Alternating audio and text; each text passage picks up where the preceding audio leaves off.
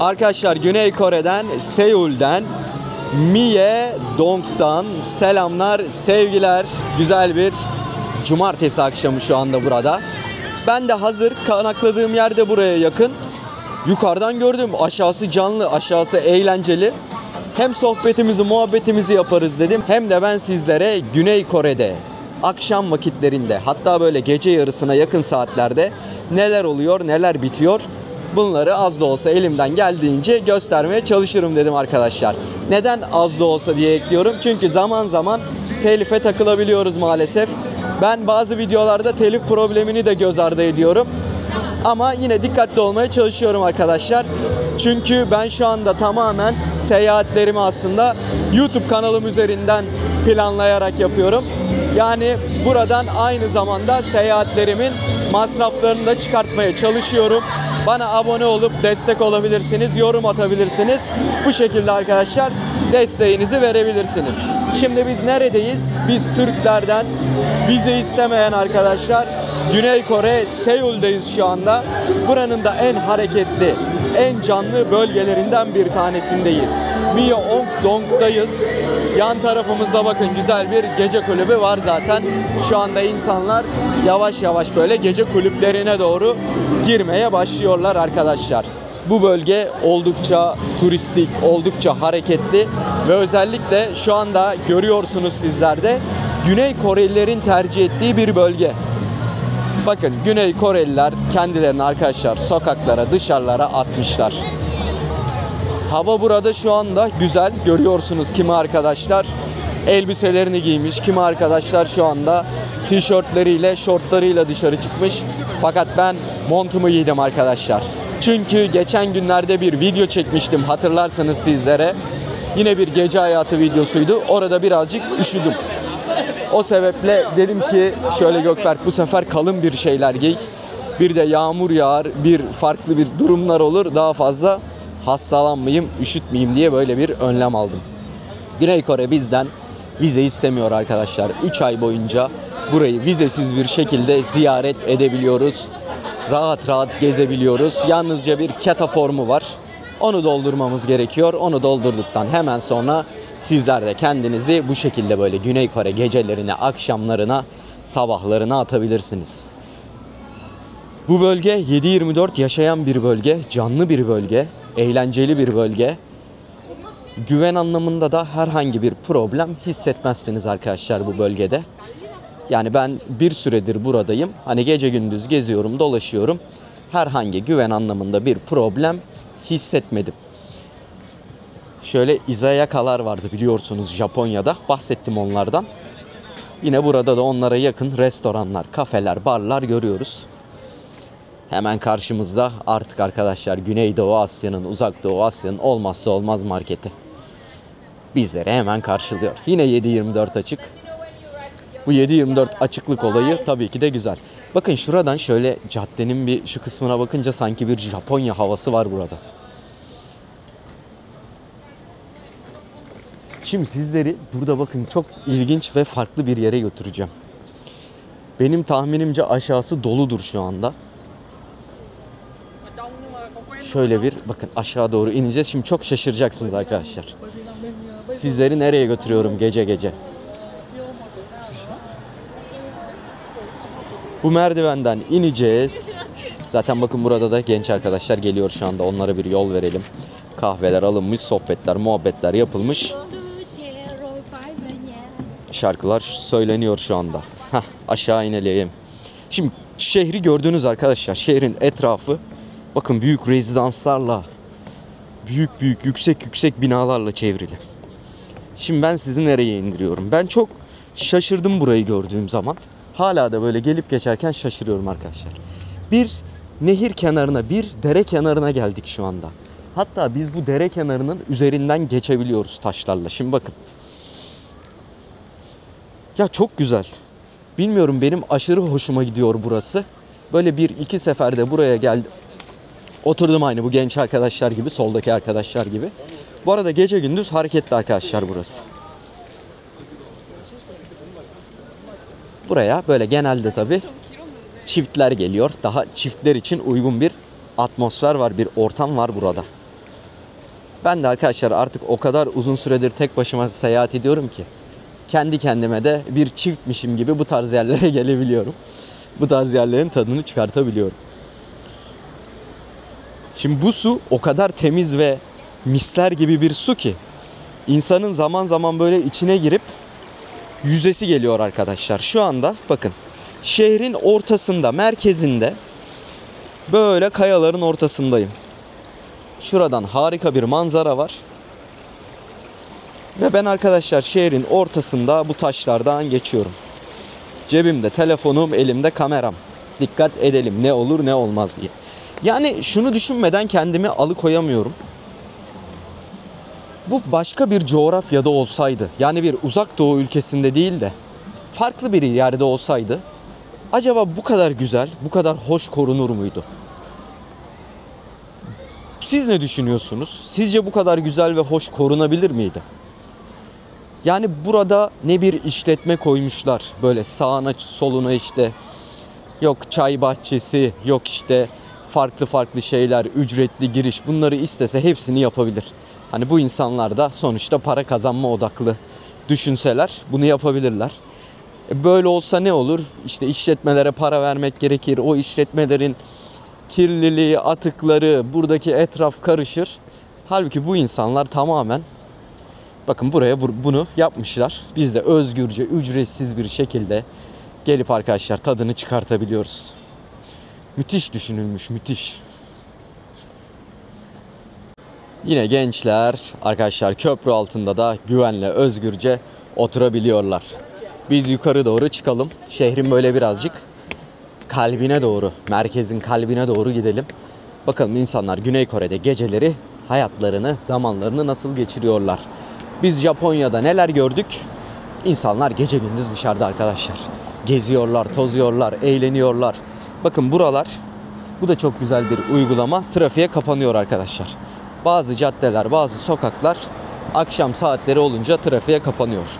Bu da bize aslında ne yaratıyor? Özgürce, rahatça gezebilme imkanı veriyor. Yalnız çok yüksek binalar var Güney Kore'de. Bakar mısınız?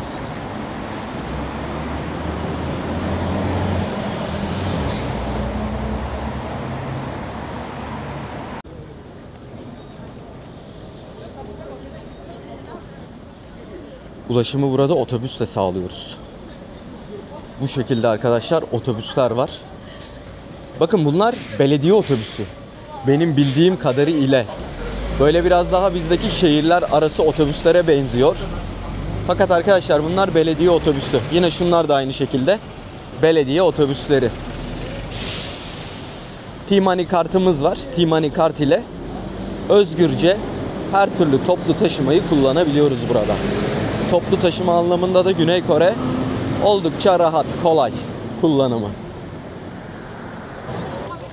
Evet, Güney Kore'de akşam saatlerinde yapılabilecek en güzel şeylerden bir tanesi tabii ki de arkadaşlar bir night market bulup gece bunun tadını çıkartmak, buradaki lezzetlere, yiyeceklere bakmak.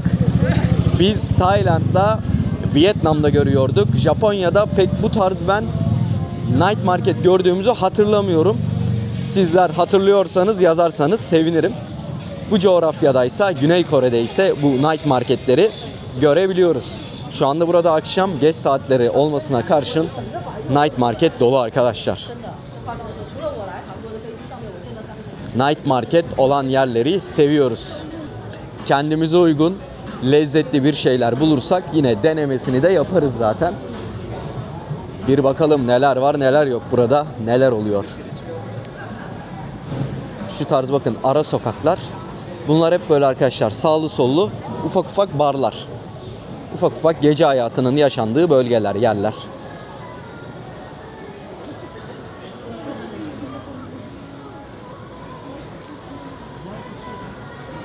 Marshmallow ice cream.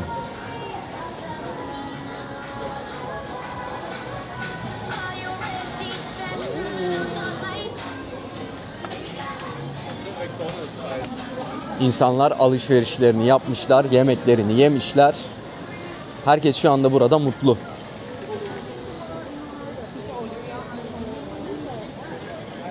Galiba Tokyo, Osaka'daki olay burada da var arkadaşlar. Burada da kendimizi görebiliyoruz. Şöyle bakın. Geçelim. Evet, şuradayız. Görüyor musunuz? Tam olarak şuradayız. Buraya gelip böyle el sallıyorsunuz. Buradan fotoğraf çektiriyorsunuz. Yeah, the same Osaka, right? Yeah. Bak onlar da Osaka diyor arkadaşlar. Şöyle tavuklar konulmuş buraya.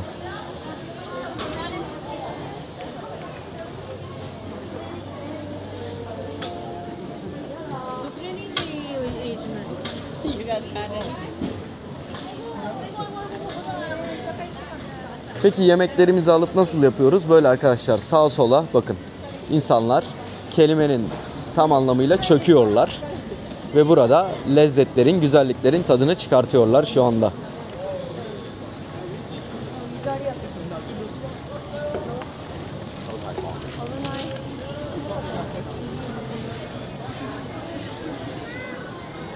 Tabi burada aynı zamanda bu tarz böyle ürünler de mevcut.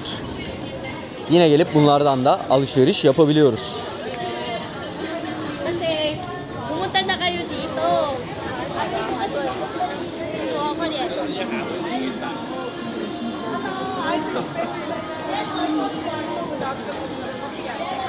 Kozmetikçiler her tarafımızda şu anda. Japonya kozmetik cenneti. Garlic bread diyor. Sarımsaklı ekmek arkadaşlar. Şu şekilde bakın.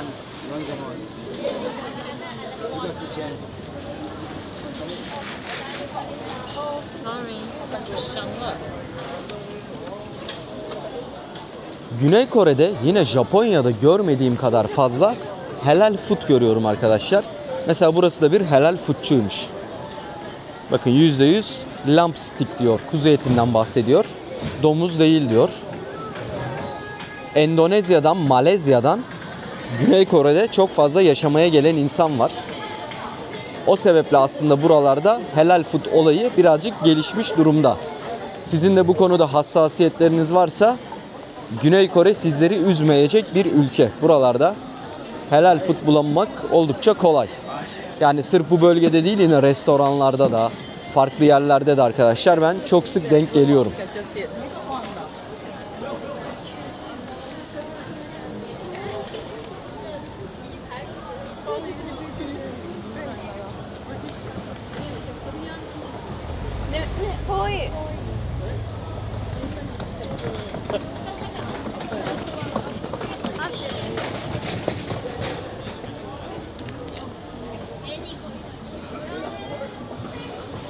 Yalnız gecenin demek ki çok böyle geç saatlerine kalmamak gerekiyor. Bakın yavaş yavaş toplanıyor arkadaşlar burada şu anda. Arkadaşlar böyle restoranların olduğu bir kısma geldim. Bakın etraf oldukça dolu gözüküyor burada. Şöyle bir girelim, bir şeyler deneyelim. Genelde tavuk ürünlerini şu anda burada daha çok görüyorum.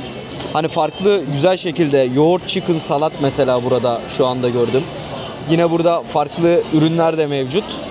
Güzel şeyler var gibi gözüküyor burada. Yine pizzalar mevcut. Şurada içecekler mevcut. Güzel. Buradan bence kendimize uygun şöyle tavuklu güzel bir şeyler bulabiliriz gibi hissediyorum arkadaşlar. Şu falan bayağı güzel gözüküyor ya. Bir bakalım, soralım. Burada bir kız arkadaşım vardı az önce. Bizle ilgileniyordu fakat kendisi şu anda burada gözükmüyor.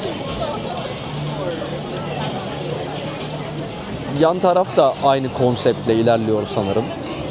Şöyle bir buraya da bakalım. Burada neler varmış, neler yokmuş.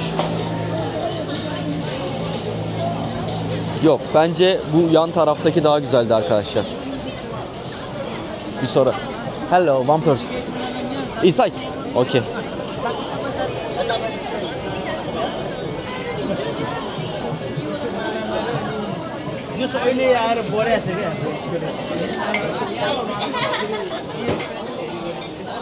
Anladığım kadarıyla burası arkadaşlar bizim için şu anda ayrılmış. Kız arkadaşımız şu anda gözükmüyor dışarıda fakat burası olduğunu tahmin ediyorum. Hello. Arkadaşlar şu güzel gözüküyor. Chicken in cheese diyor. özel böyle tavuk bir soslu. Şu şekilde bakın peynirle servis ediliyormuş. Vallahi güzel gözüküyor. Onun değerlendirebiliriz. İçecek olarak da bir kola söyleriz arkadaşlar. Çünkü zaten hastayım aslında. Birayla güzel giderdi şimdi, yalan yok. Fakat zaten birazcık üşütüyor gibiyim. Daha fazla da zorlamayalım biz bu işi. Güzel bir kola söyleyelim. Yanına da chicken and cheese söyleyelim arkadaşlar. Bakalım nasıl bir lezzet bizleri kaç. Hello. Can I get this one chicken and cheese? Yeah. One. Okay. Okay. And one Coca-Cola. Okay. Okay, thank you. Güzel, siparişi de hallettik. Şu şekilde güzel yancılar geldi. Burada bir bisküvi var gördüğünüz üzere. Bildiğimiz bu kraker bisküvi. Şurada bunun ne olduğunu inanın bilmiyorum. Tadımına bakınca gerçekleştireceğiz. Burada bildiğimiz turşumuz. Burada şöyle bir köri sosu olduğunu tahmin ediyorum. Ve arkadaşlar burada da yine farklı bir sos mevcut. Bunlar ne alırsanız alın masanıza geliyor arkadaşlar. Krakere bakalım. Güzel. Bildiğimiz kraker. Kurt gibi açım. İnşallah güzel ve lezzetli bir şey bizleri karşılar. Restoran güzel ama. Çalışanlar da çok tatlı, çok kibar. Aman aman aman. Arkadaşlar şunun güzelliğine bakar mısınız? Altı tamamen peynir. Üzerinde soslu bir tavuk. Enfes gözüküyor. Oldukça da büyük bir porsiyonmuş. Harika gözüküyor. Tabii inşallah lezzeti de en az gözüktüğü kadar iyidir. Ben arkadaşlar bunun tadımını yapayım, tadını çıkartayım. Çıkınca da hem sizlere lezzetini anlatmaya çalışırım hem de fiyat bilgisini vermeye çalışırım. Umarım görüntün kadar güzelsindir. Kurt gibi açım çünkü. İhtiyacım var senin güzel olmana. Arkadaşlar harika bir tavuk yedik. Gerçekten muhteşemdi. Porsiyon oldukça doyurucu, yanındaki yancılar oldukça lezzetli. Her şey tam anlamıyla olması gerektiği gibiydi. Peki ben bunun için ne kadar hesap ödedim? Görmüş olduğunuz tavuk güveci kaşarlı bir şekilde, yanındaki yancılar, aynı zamanda da bir soğuk içecek için 27.000 won ödedim arkadaşlar. Şu anda sizler Türk lirası değerini ekranın altında görüyorsunuz. Biz bunu tabii hemen Japonya'ya çevirirsek ne kadar yapıyor? 2700 yen yapıyor. Burada Japon yeni ve Kore para birimi arasında böyle tatlı bir arkadaşlar bağlantı var. Yani hiç zorlanmıyorsunuz bu ikisini hesaplarken kafanızda. Akşam akşam güzel yedik. Yani buralarda arkadaşlar, bu coğrafyalarda yeme içme öyle çok çok büyük de bir problem değil. Tabii ki de zaman zaman, özellikle benim gibi çok uzun süre seyahat ediyorsanız, kısa süre için hele hiç problem değil. Gerçekten böyle 15 gün, 20 gün, bir aya kadar. Tabii bir süre sonra ben yaklaşık bu coğrafyada şu anda 7. 8. ayıma giriyorum. Zaman zaman Türk lezzetlerini özleyebiliyoruz tabii ki de. Şöyle özellikle ev yapımı ben lezzetleri özlüyorum. Diğerlerinde zaten herhangi bir şekilde hani öyle bir özlem duymuyorum. Bir ev yapımı lezzetler, bir de kokoreç. Ben tam bir kokoreç fanıyım. Kokoreç çok seviyorum. Keşke diyorum şöyle buralarda da kokoreç yapan bir yerler olsa. Hatta bugün Twitter'da arkadaşlar bir gönderiye denk geldim. Dünyadaki favori sakatat ürünlerinde kokoreç 4. sırada kendine yer bulmuş. Yani dünyadaki en iyi sakatatlardan 4. sırada kokoreç.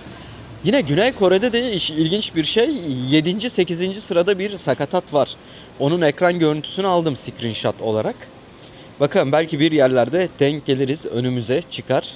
Dünyanın en iyi 7. sakatatı da buralardaymış. Bakarsınız kokoreçten bile güzel bir şey bizleri karşılayabilir. Umuyorum ki deneyeceğiz arkadaşlar. Deneyip bulacağız nasıl bir lezzet bizleri karşılayacak. Burada artık insanlar iyiden iyiye çekilmiş vaziyette. Sizler de görüyorsunuz. Kimsecikler neredeyse kalmamış. Yine tabii böyle tatlı, güzel bir hareket var arkadaşlar şu ara sokaklarda özellikle.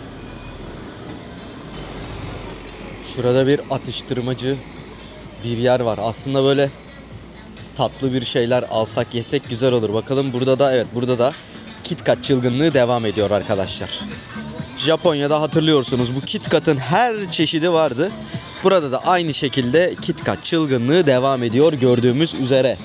7500 yene varmış. Benim canım son zamanlarda çok çiğdem çekirdek istiyor. Bir bakacağım. İçeride çekirdek var mı? Çok müzik var arkadaşlar. Ben bir içeriği gezeyim. İnşallah çiğdem buluruz. Şuraya bakar mısınız arkadaşlar? Tam bir abur cubur cennetinin içinde geziyorum şu anda. Her tarafımız abur cubur. İnanılmaz gözüküyor. Yani her şey var arkadaşlar. Buraya gelip de bulamayacağınız herhangi bir abur cubur çeşidi yok diye tahmin ediyorum. Fakat tabii ki de ne yok arkadaşlar? Çiğdem yok. Yani içeride bu kadar çok ürün olup da çiğdem olmaması beni üzdü. Aa bak, tesadüf ki görmedim o arkadaş alırken. Ben de aynısını aldım. Ben de arkadaşlar kendime bir tane dondurma aldım. O kadar hastayım dedim. Aman üşütmeyelim, soğuk içmeyelim dedik. Fakat canım dondurma çekiyordu kaç zamandır. Şöyle güzel bir dondurma aldım. Bir Kore atıştırmalığı almış olayım, en azından bir deneyimlemiş olalım. Benim kaldığım bölgede güzel bir cumartesi akşamında işte arkadaşlar sokaklar bu şekilde gözüküyor. Tabii ki de bu böyle gece eğlencenin olduğu, işte muhteşem bir atmosferin olduğu bir ortam değil burası. Biraz daha böyle sakin, kendi halinde bir ortam. Şu taraftan yahut bir arka sokaktan galiba çıkmam gerekiyordu. Daha çok böyle gece lezzetlerinin olduğu, yine alışveriş yapabileceğimiz harika yerlerin olduğu bir bölge burası. Bir Kore bölgesi. Valla Güney Kore'yi seviyoruz. Güney Kore'yi gezmeye arkadaşlar devam ediyoruz. Yavaş yavaş bu videomuzun sonuna gelelim. Etrafı gezdiğimiz, birazcık sohbet ettiğimiz, birazcık sizlere böyle Güney Kore hayatını, yaşantısını, insanlar neler yapıyor, arka planda tabii ki de bunları göstermeye gayret ettim. Videolarda her zaman genellikle kadraj biliyorsunuz sokağa dönük bende arkadaşlar. Hani ben gezerken arkadan sohbet ediyorum. Siz de aslında hem böyle birazcık benim sohbetime kulak kabartıyorsunuz hem de etrafı izlemiş oluyorsunuz. Açıkçası böyle video çekmeyi daha çok seviyorum ki ben de. Özellikle ben yabancı vloggerlarda, yine Türk arkadaşları da izlerken genelde bu tarz videolar çekenleri kendime daha yakın hissediyorum. Hani şu şekilde fazla yapmamaya gayret gösteriyorum arkadaşlar. Zaman zaman ara ara çok hararetli böyle bir şey anlatacaksam kendime döndürüyorum tabii. O yüzden aslında bunlar böyle sokakları, caddeleri de görebildiğiniz güzel böyle tarihe videolar olarak kalıyor. Videoyu izlediğiniz için teşekkür ederim. Bir sonraki videoda tekrardan Güney Kore'de görüşmek dileğiyle arkadaşlar. Ben şimdi bu buz gibi havada hafif de böyle hasta gibiyken almış olduğum bu dondurmanın tadını çıkartayım. Çok mantıklı bir iş değil ama olsun. Yiyelim bakalım, deneyelim. Nasıl bir lezzet bizi bekliyor. Hava bayağı soğuk. İnsanlar bayağı çekildiler. Evlerine gittiler. Isınacakmış ama burada hava. Birkaç gün arkadaşlar ısınıyor. Akşamları da ısınıyor. Gündüz yine güzel. Gündüz problem yok. Akşam olunca soğuk oluyor. Akşamları da inşallah artık ısınmaya başlıyor. Güzel güzel gezeriz, devam ederiz.